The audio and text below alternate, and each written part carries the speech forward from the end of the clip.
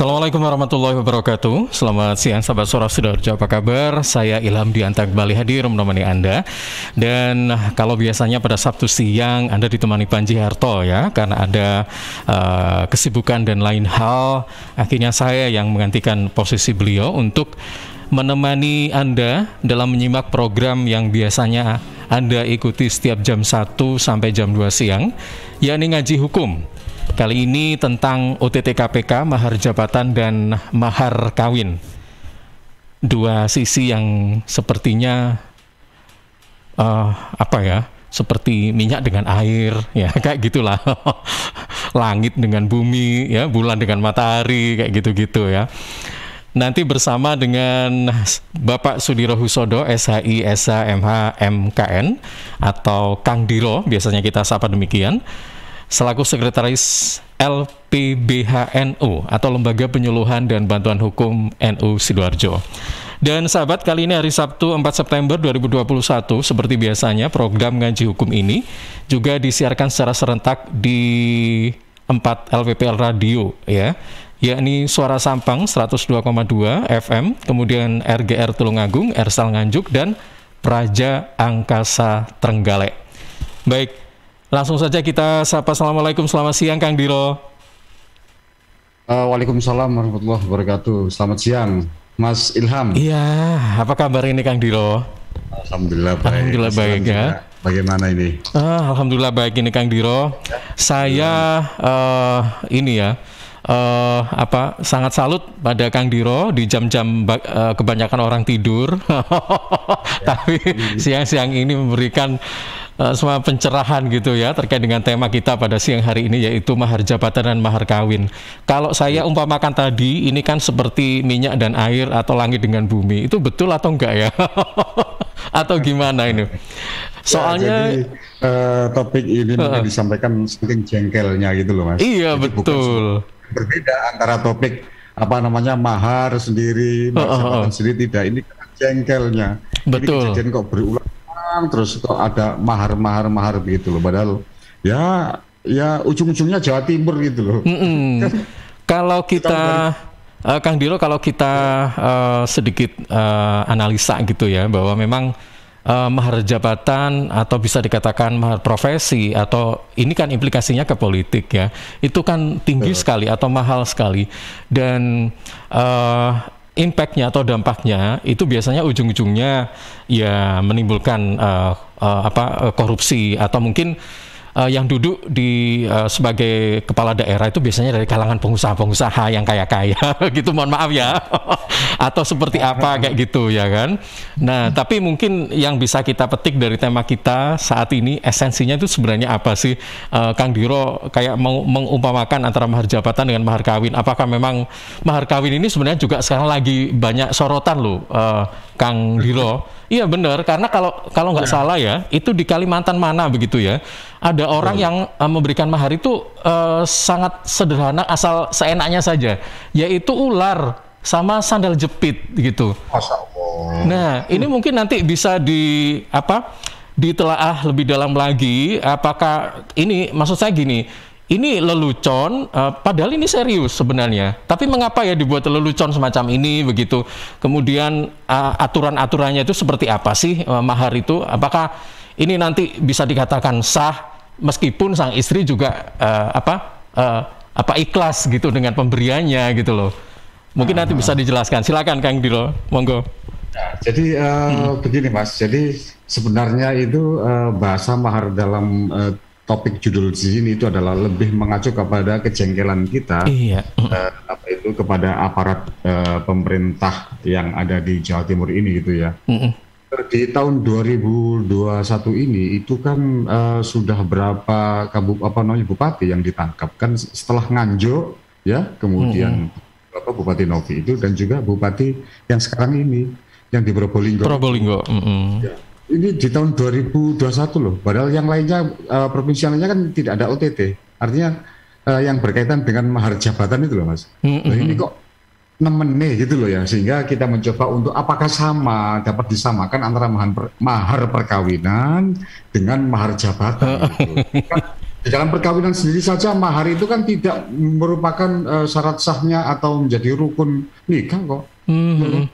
Mahar itu kan hanya sebatas ya apa namanya ya permintaan istri yang bermanfaat. Kalau tidak punya harta ya sudahlah, kalau mampunya baca Quran ya silakan baca Quran, itu bisa menjadi mahar gitu kan. Ya. Kemudian kalau mampunya itu mengajarkan A, B, C, D gitu misalnya yang bermanfaat bagi istrinya, ya itu bisa menjadi mahar. Loh, di dalam jabatan ini kok ada mahar-mahar, apalagi ditentukan. Nah, di dalam perkawinan Islam saja tidak ada penentuan harus sekian-sekian, kan tidak ada, Mas. Yang penting bermanfaat dan disetujui oleh istri, calon istri, itu kan sudah bisa gitu loh ya.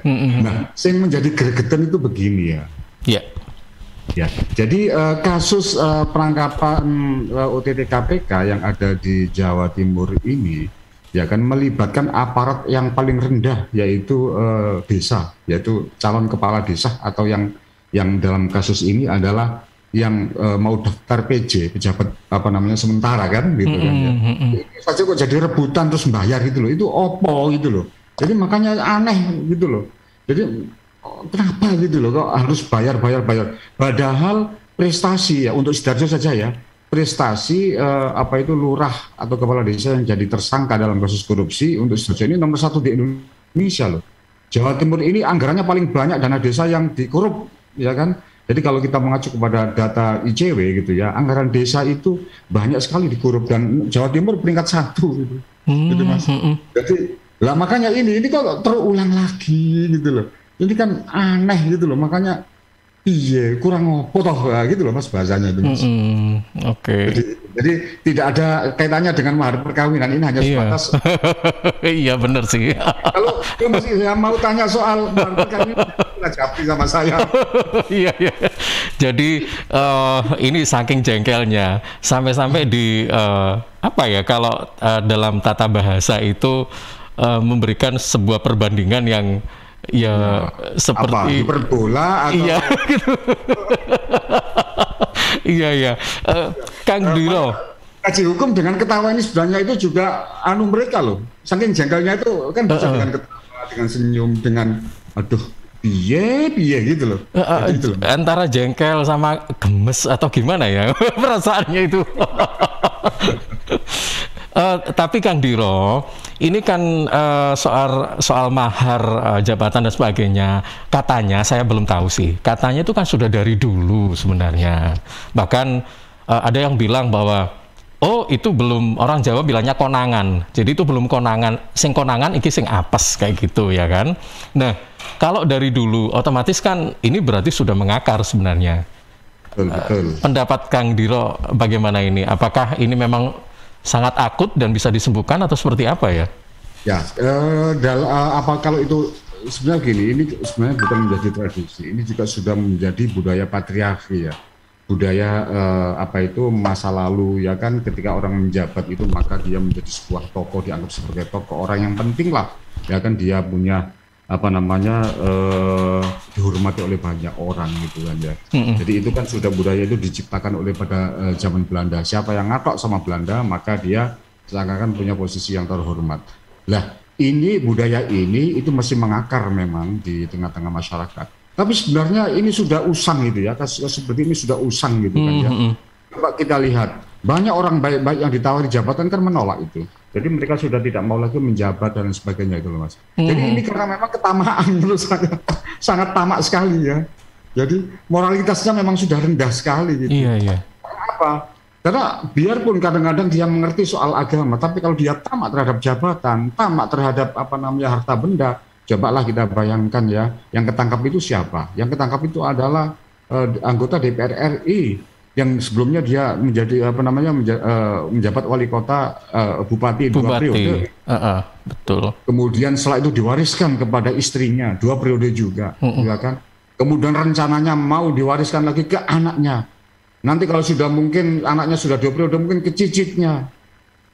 Terus gimana gitu loh Mas. Jadi inilah yang harus disikapi ya kan. Jadi karena sifat ketamaan menurut saya. Jadi bukan karena apa namanya budaya patriarki ini sekarang ini sudah banyak orang yang mau dicalonkan kepala desa juga kadang nggak mau dan sebagainya gitu loh Mas. Ya kan. Jadi saya kira sudah mulai terkikis lah dengan adanya money politik, banyak yang ditangkap oleh KPK, saber pungli, kemudian ditangkap oleh kejaksaan begitu. Oke. Saya ingin tahu, menurut Kang Diro, menilik kasus yang ada di Probolinggo, ini salah satu contoh kasus saja, ya kan? Ya. Saya ingin tahu kira-kira apa sih penyebabnya? Apakah memang hanya karena ingin menumbuh kembangkan dinasti itu dari keluarga-keluarganya, atau mungkin apa gitu, atau apa sih sebenarnya? Dan di sana kan juga dari level terendah, tadi menurut Kang Diro kan demikian, PJ Lurah pun kalau nggak salah ini menyetor 20 jutaan ya, Kang Diro ya, kalau nggak salah nih ya. Ya. Kita akan berpikir, kok mau-maunya gitu ya Kang Diro? Gimana ini Kang? Lah iya, padahal menurut saya pada zaman sekarang itu kalau menjadi pemimpin itu adalah merupakan kemaksiatan baru, karena begitu godaannya luar biasa, sistem, ya kan? Jadi sistem gitu loh. Jadi bagi orang yang baik, ketika mau dikasih tawari jabatan itu dia takut pada Allah, dia menganggap bahwa waduh ini ada kemaksiatan baru. Karena apa? Sudah sistem.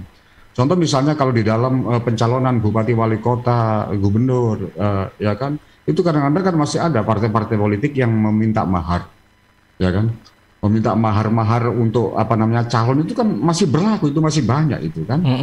Jadi, dan itu KPK kelihatannya sulit untuk masuk ke ranah sana karena dananya itu dana apa? Dana negara atau bukan kan begitu kan.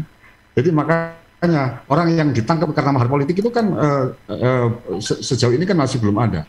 Padahal itu sudah menjadi pengetahuan umum gitu ya, untuk mencalonkan saja itu ada mahar politik yang pertama. Jadi tidak hanya karena faktor milieu atau situasi, lingkungan, sistem ya.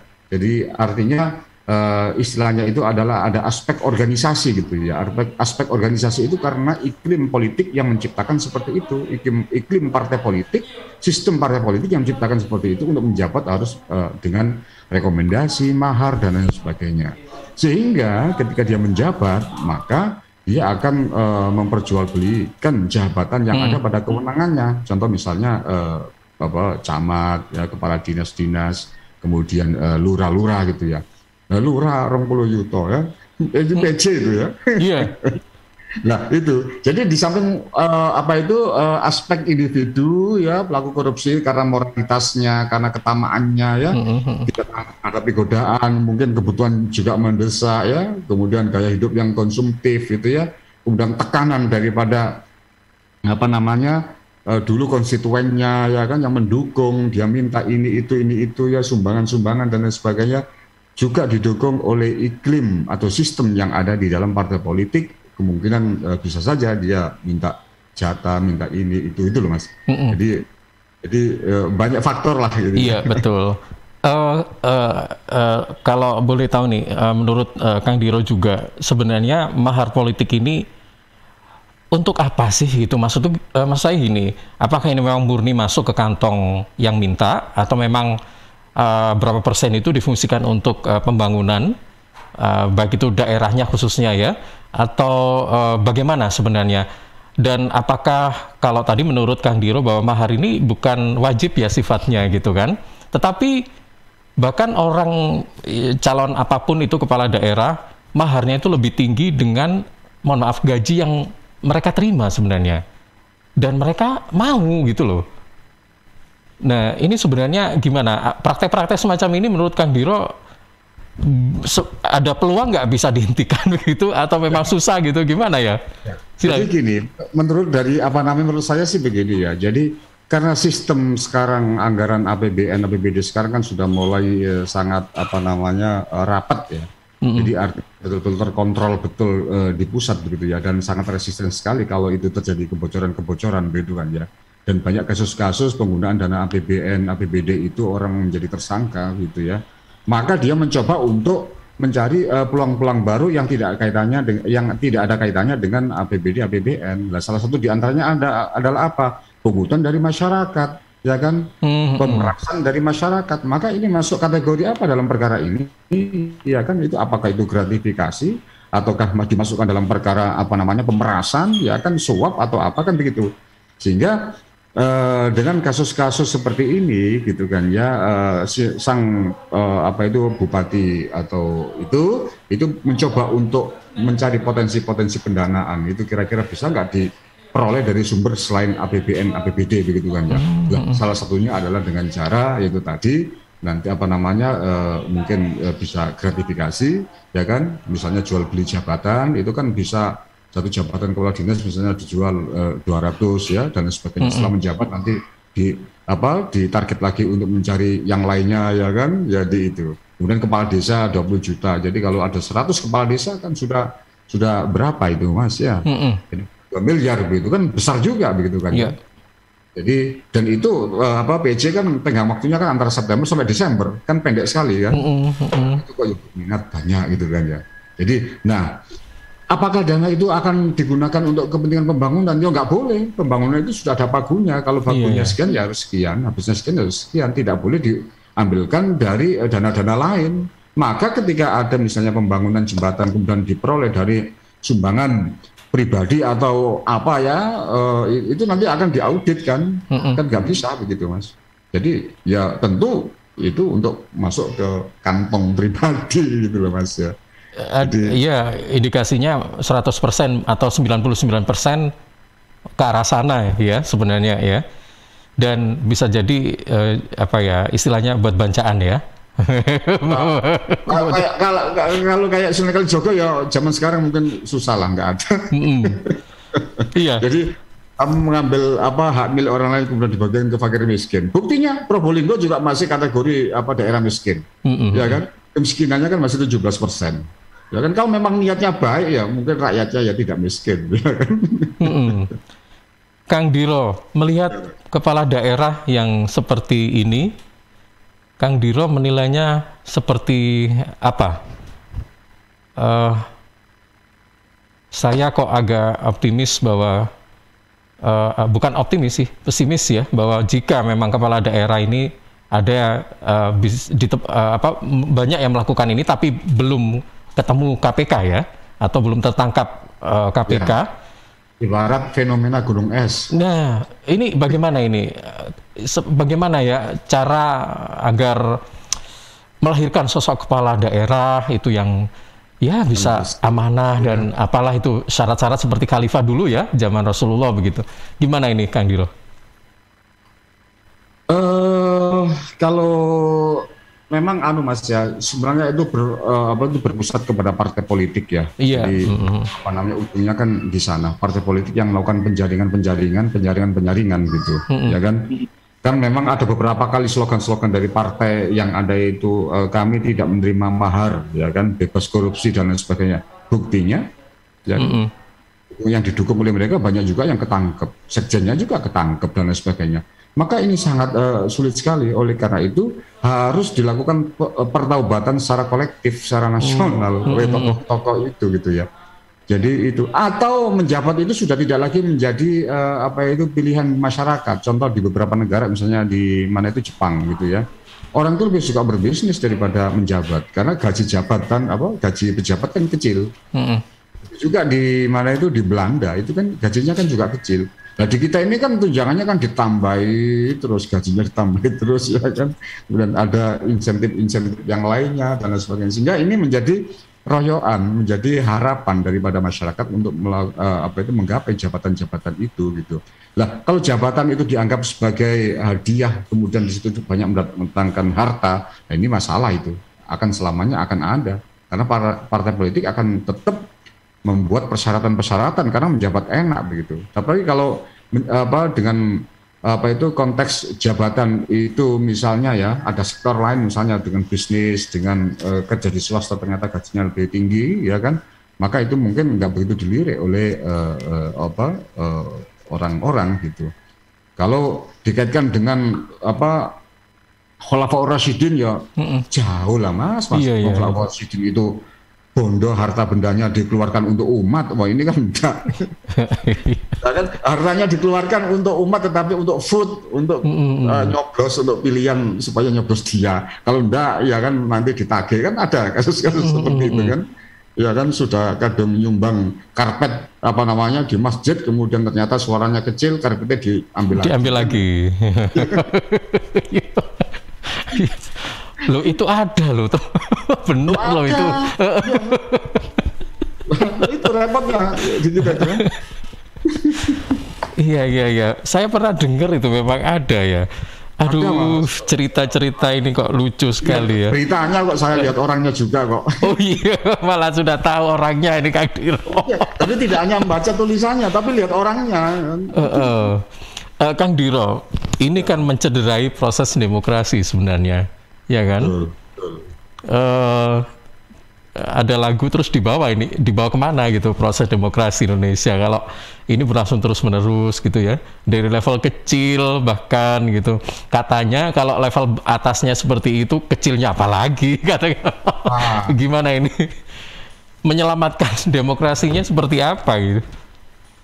Ya sebenarnya sistem demokrasi adalah sistem yang baik gitu kan ya, plus minus lah ya kan. Banyak sudut pandang yang melihat itu ya. Ada yang sepakat dengan demokrasi, ada yang sepakat dengan monokrasi, ada macam-macam gitu ya. Tetapi untuk sejauh ini, untuk sekarang ini, yang pas itu adalah memang masih demokrasi yang dibutuhkan gitu ya kan ya. Jadi apa namanya, suara rakyat, suara Tuhan gitu ya. Jadi rakyat menentukan pilihan pemimpinnya. Jadi pemilihan pemimpin tidak berdasarkan suksesi atau pemberontakan ya kan, dan lain sebagainya. Karena itu sudah ada sejarah masa kelam pada abad pertengahan itu kan ya. Jadi, kerajaan ya kan kemudian dilumpuhkan, kemudian ada pemberontakan dan lain sebagainya gitu loh Mas. Jadi sejauh ini ada sistem demokrasinya baik. Tetapi ketika sejak reformasi ini, ketika keran demokrasi dibuka dengan adanya pemilihan bupati, wali kota secara langsung, gubernur secara langsung, maka ini telah apa namanya menumbuhkan praktek money politik di tengah-tengah masyarakat, ya kan. Dulu saja pada zaman waktu saya kecil itu tidak ada itu coblosan lurah itu harus bayar saene gitu kan, nggak ada itu. Tapi sekarang ini coba kita lihat, lurah itu kan sudah budgetingnya ada 200, bahkan daerah-daerah tertentu bisa sampai miliaran. Karena bengkoknya itu besar, sawahnya itu dapat sawah 20 hektar gitu kan ya. Jadi orang rela ya kan mengeluarkan dana ya kan untuk mencari dukungan suara gitu ya. Pada level ini saja sudah kelihatan.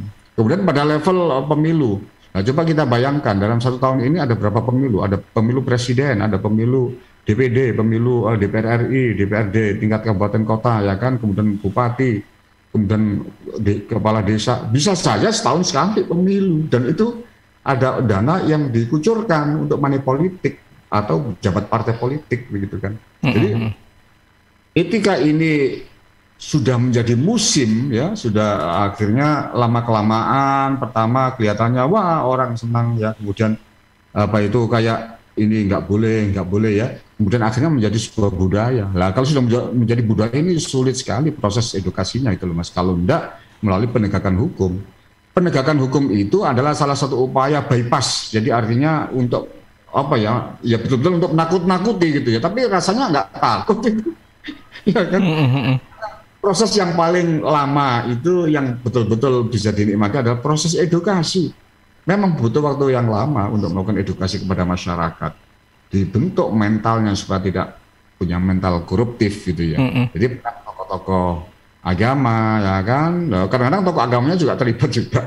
Iya. Seperti itu kan ya. Jadi kita mulai dari mananya ini juga bingung. Akhirnya apa? Akhirnya ya penegakan hukum itu satu-satunya cara untuk mengapokkan mereka gitu kan ya. Itu. Oke, baik.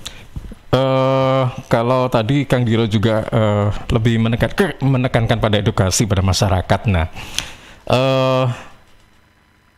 kita sebagai rakyat nih ya, tentunya pada pemimpin mengharapkan sosok pimpinan yang sesuai harapan kita, masyarakat gitu ya. Nah, kira-kira edukasi seperti apa yang harus didapatkan oleh rakyat atau masyarakat ini terhadap seorang pemimpin gitu. Dengan kata lain bahwa kita tidak, orang biasanya bilang kayak milik kucing dalam karung lah atau apalah kayak gitu-gitu. Nah, mulai sekarang kan kita harus lebih pintar deh sebagai rakyat untuk bisa memilih pemimpin gitu. Edukasi seperti apa sih Kang Diro yang bisa kita dapatkan gitu ya? Karena memang kepala-kepala daerah ini kan biasanya, waduh, menonjolkan kan program apa dan sebagainya. Memang ada beberapa janji yang sudah terrealisasi ya, tapi tidak semua mungkin ya, atau bahkan tidak sama sekali. Nah, bagaimana ini? Ya gimana Mas ya? Itu sebenarnya adalah filternya adalah tetap partai politik kalau saya. Ya kan? Filternya itu adalah tetap partai politik harus betul-betul mencari kader yang bersih gitu kan ya. Coba kita lihatlah dari beberapa misalnya kepala daerah gubernur di mana itu Kalimantan atau di Sulawesi Selatan atau mana itu. Dia baru saja mendapatkan penghargaan apa pejabat yang apa namanya anti korupsi gitu kan ya. Tapi seminggu kemudian tangkap karena korupsi, ya kan?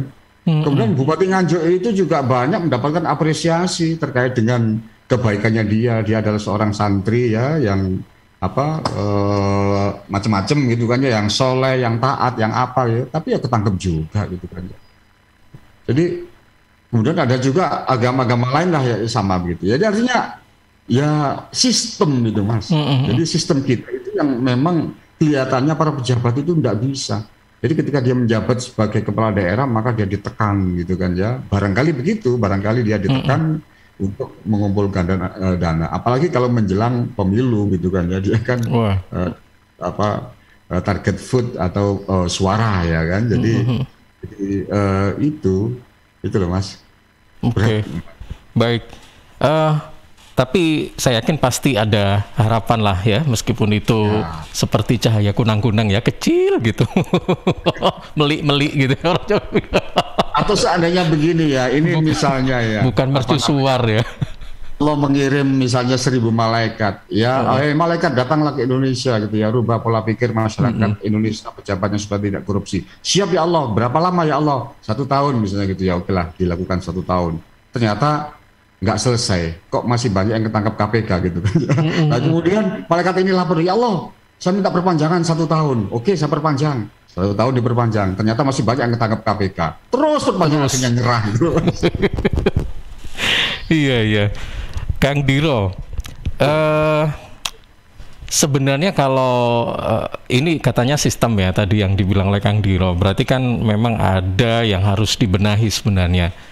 Kalau meruntut berapa kasus ya, khususnya di Indonesia atau mungkin juga di Jawa Timur atau di manalah itu, sebenarnya yang perlu dibenahi terlebih dahulu itu dari birokrasinya, hukumnya, atau mungkin dari personalnya. Ya, kayak yang bersambut gitu ya, birokrasi sudah ada dilakukan reformasi birokrasi ya kan. Jadi tentang syarat-syarat untuk apa itu pengangkatan mulai dari ASN ya, kemudian jabatan-jabatan tertentu dan lain sebagainya kan sudah dilakukan gitu ya pada level apa itu nasional. Tapi pertanyaannya apakah itu dijalankan dengan baik apa tidak gitu kan ya, ataukah masih berlaku like and dislike itu kan juga apa itu harus ada, tetap ada monitoring gitu ya Mas ya. Jadi itu kemudian dalam apa namanya aspek ASN sendiri ya kan, kadang-kadang ASN yang baik itu ditawari jabatan mereka tidak mau karena apa, sistem tadi menghendaki dia harus mencari sesuatu itu kan ya untuk orang yang mengangkatnya gitu. Jadi hal-hal seperti ini ya kan sebenarnya sudah dilakukan, tetapi ya kembali lagi kepada apa itu tokoh-tokoh daerah, kepala daerah itu ya, kalau dia punya etikat baik ya kan, betul-betul ingin apa namanya daerahnya berprestasi, mengangkat orang sesuai dengan kemampuannya ya kan, dan yang prinsip jujur dan sebagainya, insya Allah daerah itu akan baik. Maka semuanya kembali kepada pimpinannya, karena konteks pemimpin itu nantinya dia itu kan juga akan menjadi diminta pertanggungjawaban oleh Allah Subhanahu Wa Taala ya. Jadi tidak pertanggungjawaban kepada partai politik, kepada orang yang memberikan jasanya sehingga dia menjadi apa itu bupati wali kota, kullukum ra'in wa kullukum mas'ulun an ra'iyatihi.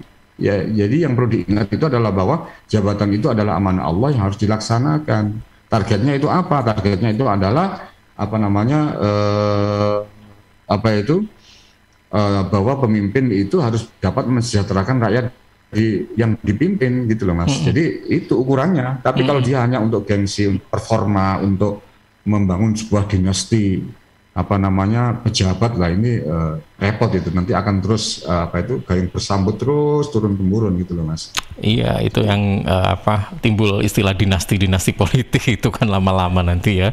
Salah satunya mungkin akan mengarah ke sana. Baik, Kang Diro, nanti kita akan lanjutkan lagi ya obrolan kita siang hari ini.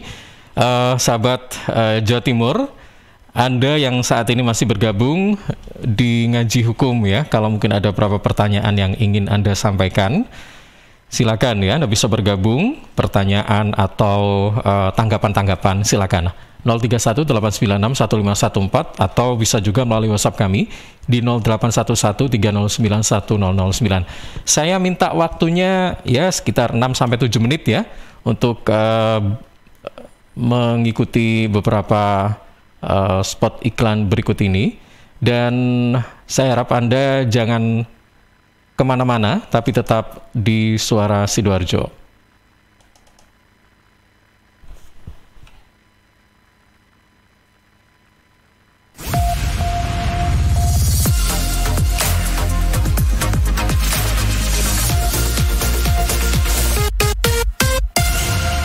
Sahabat, seiring bertambahnya usia, tubuh mulai bersifat asam atau asid sehingga mudah terserang penyakit. Karena itu segera perbaiki pola makan dan perbanyak asupan alkaline seperti mengonsumsi sayur, buah, dan Cheers Alkaline Power. Cheers Alkaline, air minum kesehatan dengan pH tinggi 8,5 yang setara dengan sayur dan buah, serta punya 6 manfaat, yakni meningkatkan metabolisme dan daya tahan tubuh terhadap virus, menjadi antioksidan alami pencegah kanker, menjaga kekuatan tulang dan gigi, membantu penyerapan mineral lebih efektif, membantu hati dan ginjal, membuang racun dari tubuh, serta mencegah sakit mah. Info lengkap Cheers hubungi Sutrisno 0821 4225 6646 0821 4225 6646. Cheers, healthy drinking water. CHEERS, cheers, CHEERS, cheers, CHEERS, cheers, air minum yang terbaik, hey, cheers in the house, cheers, air ber-pH tinggi, cheers dapat membantu netralkan pH tubuh, cheers mengandung antioksidan alami, cheers air minum terbaik untuk keluarga, air minum sehat keluarga.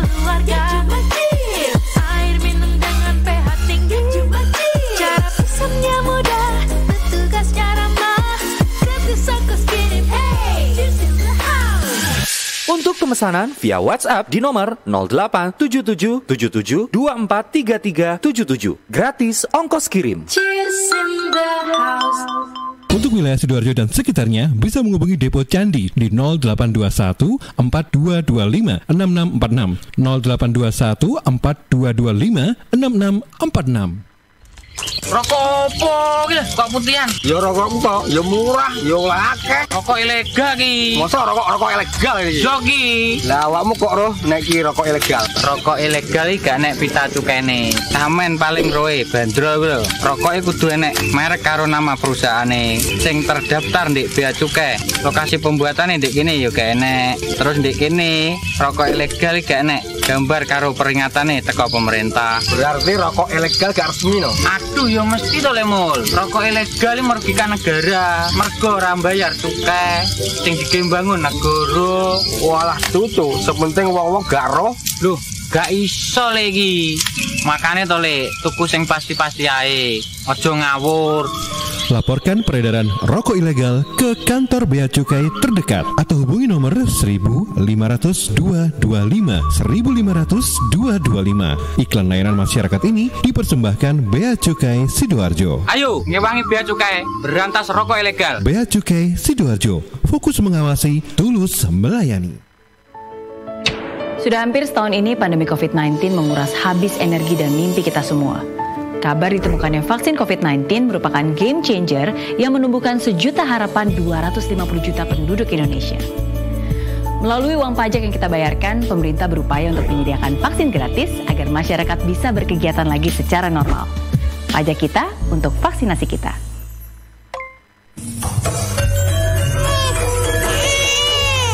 Arek-arek iku rame lapo sih? Mulakno, nek dikandani wong tuwek dirungokno, nek durung siap duwe anak, gak usah rabi. Anake loro, pilek, watuk, ono seseke. Loh, bahaya iku. Ngomong dorong, budal nang bidan. Hati-hati dan waspada ya. Demam, batuk, dan susah nafas bisa jadi itu tanda-tanda pneumonia atau infeksi paru-paru. Penyebabnya bisa virus, bakteri, atau jamur. Mudah menular lewat droplet saat batuk atau bersin. Tapi ini bisa dicegah dengan pemberian imunisasi PCV pada bayi dan anak. Imunisasi PCV selain mencegah pneumonia juga bisa mencegah radang selaput otak atau meningitis dan radang telinga tengah atau otitis media. Imunisasi PCV diberikan pertama pada bayi usia 2 bulan, dilanjutkan pada usia 3 bulan, dan dosis ketiga saat anak usia 12 bulan. Imunisasi PCV bisa didapat di posyandu, bidan, puskesmas, rumah sakit, klinik kesehatan, praktek dokter mandiri, dan layanan kesehatan lain yang menyediakan imunisasi.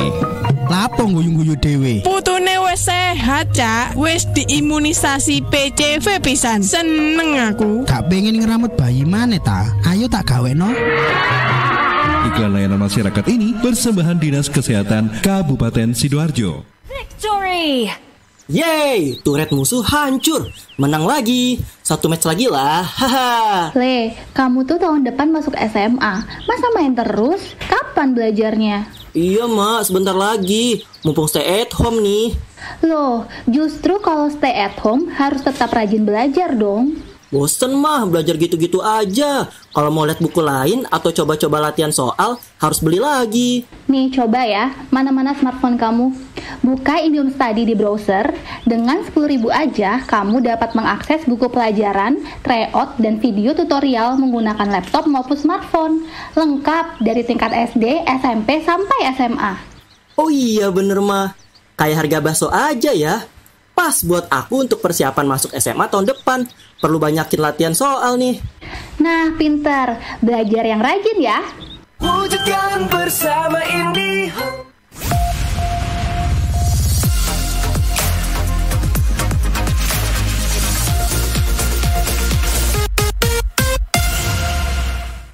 Baik sahabat, kita kembali dalam ngaji hukum tentang OTT KPK, mahar jabatan dan mahar kawin bersama dengan Bapak Sudiro Husodo, SHI, SHMH, MKN, Sekretaris LPBH-NU, Lembaga Penyuluhan dan Bantuan Hukum NU Sidoarjo, atau Kang Diro ya. Dan Kang Diro masih bersama kami ya siang hari ini.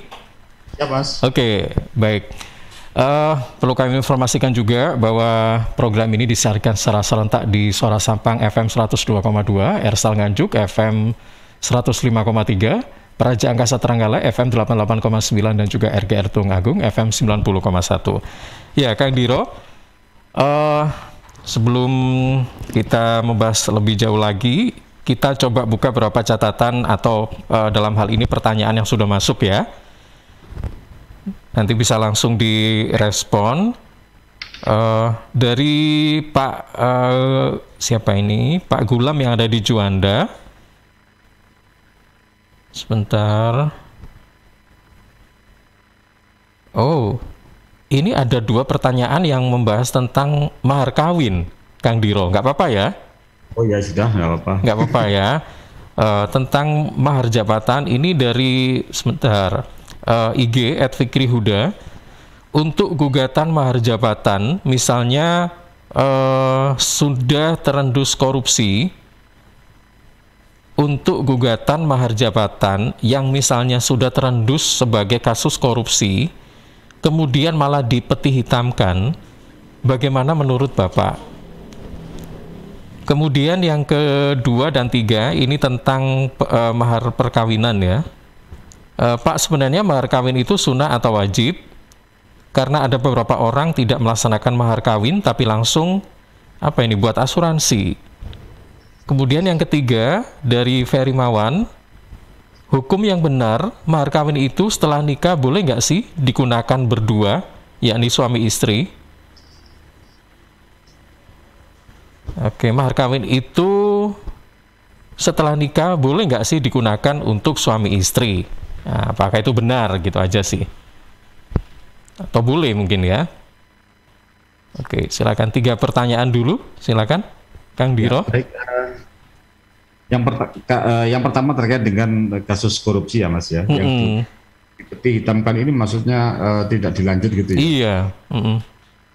Ya, jadi kalau KPK pasti lanjut gitu ya, karena untuk menetapkan orang sebagai tersangka itu kan nggak gampang gitu ya. Jadi kalau penyidik KPK itu telah melakukan serangkaian lidik gitu ya. Jadi melakukan kayak tapping, kemudian penyadapan mencari alat bukti, kemudian dia melakukan pembuntutan dan lain sebagainya, kemudian pada saat melakukan transaksi yang mencurigakan maka langsung ditangkap. Maka istilah itulah yang menjadi tertangkap tangan ya, atau KPK mengistilahkan dengan OTT, operasi tangkap tangan gitu kan ya.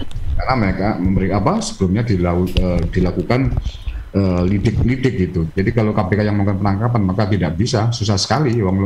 KPK itu merupakan simbol daripada supremasi hukum tentang penegakan korupsi gitu loh Mas. Jadi itu. Terus kalau dilakukan oleh aparat lain bagaimana? Ya itu kasuistik gitu ya. Jadi mungkin bisa saja bahwa perkara yang belum disempurnakan dalam bentuk penyidikan itu mungkin belum menemukan 2 alat bukti gitu loh. Jadi masih merupakan petunjuk-petunjuk, laporan-laporan ya kan, tapi masih belum dapat alat bukti dalam bentuk misalnya hanya keterangan saksi saja tetapi tidak didukung dengan barang bukti hasil korupsi dan lain sebagainya gitu ya, sehingga itu mungkin persepsi dari masyarakat bahwa perkara itu tidak dilanjutkan. Tapi kita harus tetap yakinlah bahwa pejabat kita itu sama, yaitu motivasinya ya ingin menyelesaikan kasus-kasus korupsi gitu loh Mas ya. Jadi itu. Terus mengenai masalah mahar nikah itu ya. Mahar nikah itu adalah dipersyaratkan, tapi bukan merupakan rukun daripada nikah. Jadi kalau mau menikah ya disyaratkan untuk menyiapkan mahar gitu. Maka ada sahabat-sahabat Nabi yang ketika mau menikah dia tanya, kamu punya apa? Enggak punya. Mau ngasih mahar apa? Enggak ada ya kan. Ya udah, kamu kan penghafal Al-Qur'an, betul ya kan? Maka oleh karena itu maharmu adalah ajarkan Al-Qur'an kepada calon istrimu gitu. Jadi tidak ada batasan sekian-sekian dalam bentuk harus berupa materi, tidak. Makanya tadi kalau bisa mampu mengajarkan ABCD gitu kan ya sudah, itu maharnya gitu kan. Kalau bisa mengajarkan alif ba ta sa jim ya itu maharnya gitu ya. Nah sekarang yang paling umum dilakukan oleh masyarakat itu kan maharnya kan mahar seperangkat alat sholat gitu kan ya. Lah sebenarnya ya sah saja, boleh begitu ya dia seperangkat alat sholat itu, tetapi sebenarnya harus ada makna substantif di dalamnya, yaitu dia harus mengajarkan sholat. Harus seperangkat alat sholat tapi dia nggak tahu sholat. Jadi itu loh Mas. Jadi oleh karena itu sebaik-baik perkawinan seorang wanita itu tidak menuntut banyak mahar gitu loh Mas ya. Jadi itu. Jadi mahar itu memang harus harus diadakan sesuai dengan kemampuan. Warap rabi mosok gak iso saya tuku muknah, ya kan? Ya pasti bisa lah ya kan, tuku rokok iso kok. Tapi kalau yang itu Mas. Tapi kalau yang sampai tidak ada batasan sampai sekian itu tidak ada. Iya. Tapi kalau sampai misalnya ini ya, ada kan kejadian sampai sandal jepit gitu gimana? Gimana kan Dilo? Seberapa sandal jepit buntut atau sandal jepit satu kontainer? Ya sepasang lah. Ini kan kayak lelucon yang kayaknya nggak serius gitu loh. Jadi kayak dibuat main-mainan ya. Tapi ya nggak tahu juga sih. Katanya kan sama-sama ikhlas ya harus diterima katanya begitu. Kita positive thinking saja lah. Kadang-kadang memang ya inilah kadang ada adat istiadat gitu loh Mas. Seperti misalnya adat daerah tertentu kalau misalnya anak kalau lulusan S1 maka maharnya sekian, kalau S2 sekian, doktor sekian. Itu kan ada yang seperti itu, adat-adat seperti itu kan ya.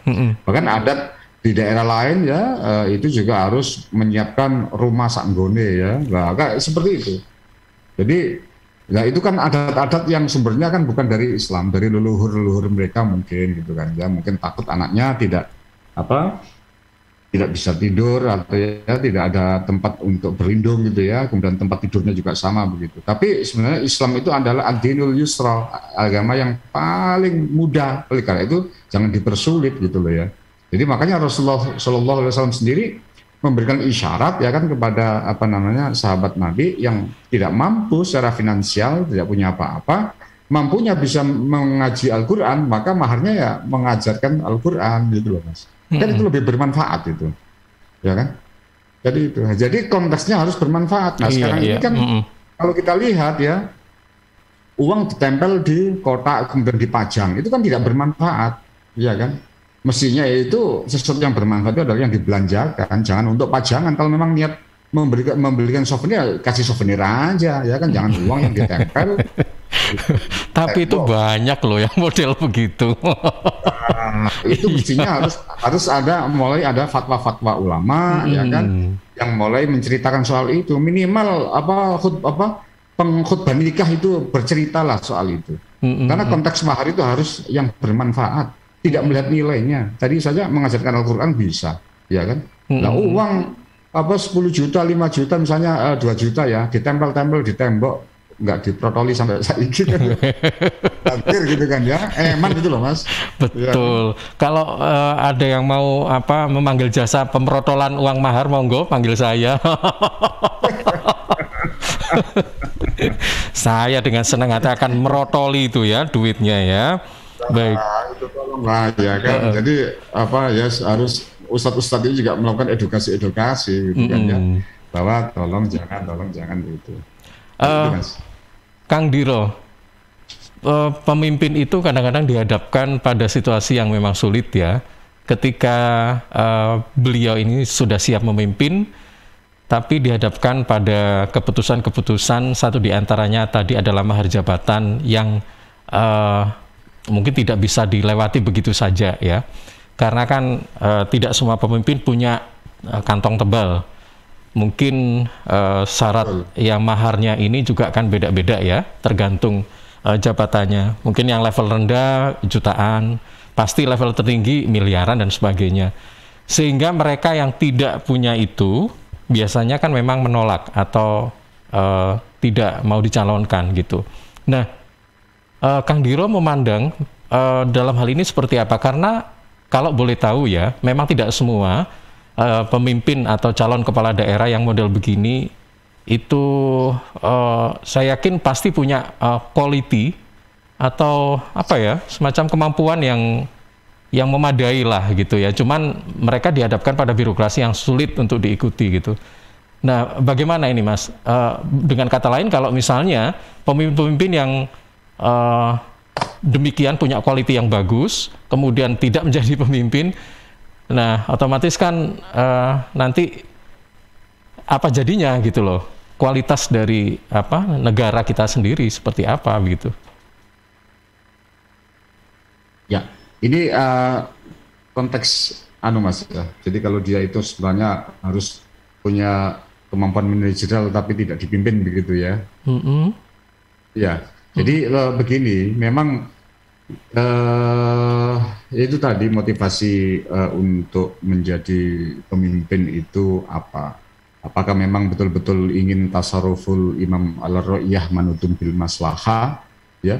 Jadi dia menjadi pemimpin itu hanya untuk ingin mensejahterakan rakyat yang dipimpinnya, ya kan? Atau ingin membangun dinasti atau performa kewibawaan keluarga dan lain sebagainya, atau untuk mencari harta kekayaan, gitu kan ya? Jadi kalau motifnya itu adalah untuk mencari harta kekayaan, maka berbagai macam cara dia akan tempuh, begitu, ya kan? Jadi berbagai macam cara dia akan tempuh, termasuk diantaranya kan sudah mengkalkulasi ketika saya menjadi seorang bupati wali kota, maka saya berhak mengatur sesuai dengan undang-undang otonomi daerah, ya, saya bisa menetapkan kepala dinas pendidikan, kepala dinas PUPR itu kan, yang selalu menjadi rebutan yang basah itu kan PUPR, dinas kesehatan, dinas pendidikan, ya kan, itu kan basah semua. Itu basah ya. Waduh, kok dibuka di sini kalau itu basah. Anggarannya kan larinya kan ke sana, coba. Bisa. Pendidikan kan 20%, kesehatan berapa? 30%. Iya. PUPR, ya kan, untuk jembatan, jalan dan sebagainya berapa? Ya kan? Nah, itulah jabatan-jabatan seperti itu adalah namanya korupsi transaksional gitu loh ya Mas. Itu. Nah, kemudian dari jabatan kepala dinas, kepala dinas pendidikan, ya kan? Bisa berhak kepala sekolah. Berapa jumlah kepala sekolah mulai SD, TK ya kan sampai sampai SMA gitu. Ya kan? Itu berapa itu? Ya kan? Jadi itu Mas. Jadi ya banyak sekali. Kemudian puskesmas juga sama. Minimal per kecamatan ada satu puskesmas. Tapi kalau sekolah kan dari tingkat SD itu. Oleh karena itu jabatan ini yang diincar kadang-kadang menjadi jabatan-jabatan favorit daripada pemimpin daerah itu bahwa ini jatahku. Kadang-kadang juga ya kan partai pengusung pun juga mengusulkan atau meminta jatah bahwa untuk dinas ini dari kami yang mengusulkan begitu. Nah ini kan naif sekali gitu loh Mas. Kalau seperti itu kan sudah transaksional. Lah sekarang kalau pejabat yang kemudian yang diambil dari ASN kemudian dipromosikan jadi kepala dinas tertentu, apakah mereka nggak dimintai upeti begitu kan? Ya tentunya ya kita seudon aja ya, kalau niat ikhlas kan nggak mungkin kan gitu kan. Nah akhirnya apa menjadi pejabat yang memimpin kedinasan tadi melakukan upaya-upaya yang sifatnya koruptif gitu loh Mas. Baik. Jadi itu. Iya, baik, Kang Dilo, yang terakhir ya, ini dengan sebagai closing statement terkait dengan tema kita siang hari ini, silakan, Kang Dilo, monggo. Ya, baik, terima kasih Mas Panji. Yang perlu Mas Ilham ya, yang perlu diingat adalah bahwa ternyata mental korupsi itu sudah menyentuh pada level lurah gitu kan ya. Tidak hanya masyarakat yang menjadi bagi-bagi duit untuk dicari money politik untuk pemilu ya kan, tetapi juga pada level jabatan itu sudah pada level lurah gitu kan. Oleh karena itu ya kan tentunya ya kan harus betul-betul memperhatikan dampak-dampak korupsi itu sendiri ya. Ini karena runtuhnya moral dan integritas dan religius bangsa begitu. Kita malu sekali sebagai mayoritas umat beragama Islam kemudian yang ditangkap itu adalah tokoh-tokoh ya kan, atau orang yang ngerti agama gitu loh. Ya kan, yang dari awal sebenarnya disanjung-sanjung diharapkan kebaikannya kepada umat ternyata melakukan praktek-praktek koruptif gitu ya. Ini betul-betul sangat menyakitkan bagi umat Islam gitu ya.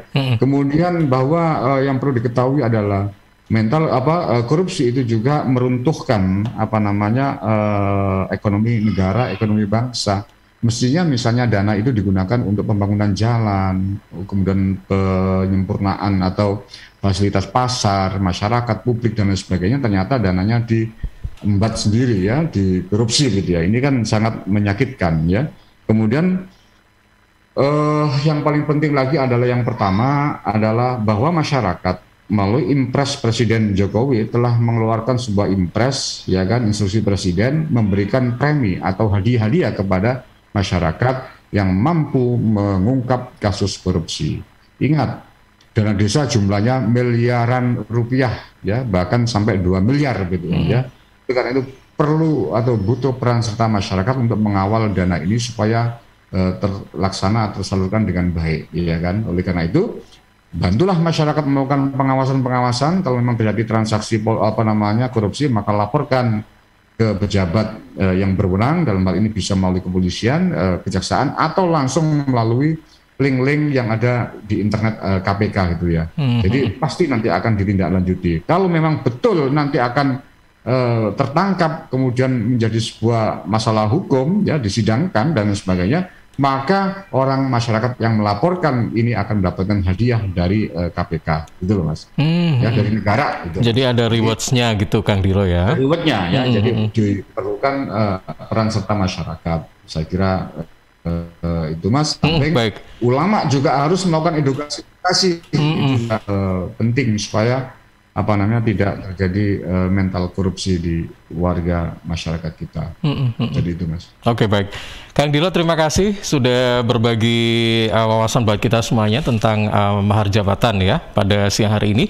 Kita harapkan semoga ini juga bermanfaat untuk kita semuanya dan kita juga selalu tetap menjaga agar kita tetap menjadi sosok yang lurus ya begitu Kang Dilo. Tidak gampang tergoda gitu kan. Kadang-kadang kita sudah lurus, waduh godaan ini yang gede-gede akhirnya tergoda juga gitu. Baik, terima kasih, selamat siang. Dari kita lah kalau jam kerjanya masuknya jam 8 ya jam 8 gitu. Nah, iya Kak nyolong waktu ya. Baik, terima kasih Kang Dilo. Assalamualaikum warahmatullahi wabarakatuh. Terima kasih. Waalaikumsalam warahmatullahi wabarakatuh. Terima kasih Mas Ilham. Oke, baik. Dengan Bapak Sudiro Husodo SHI SHMH MKN atau Kang Diro, Sekretaris LPBHNU atau Lembaga Penyuluhan dan Bantuan Hukum NU Sidoarjo tentang UTT KPK, mahar jabatan dan mahar kawin ya siang hari ini dalam ngaji hukum. Terima kasih untuk sahabat-sahabat dari sahabat-sahabat yang menyiarkan secara serentak program ini, yakni Suara Sampang FM 102,2, kemudian Ersal Nganjuk FM 105,3, Praja Angkasa Trenggala FM 88,9, dan RGR Tulungagung FM 90,1. Semoga bermanfaat. Saya Ilham Dianta pamit, terima kasih dan sampai jumpa.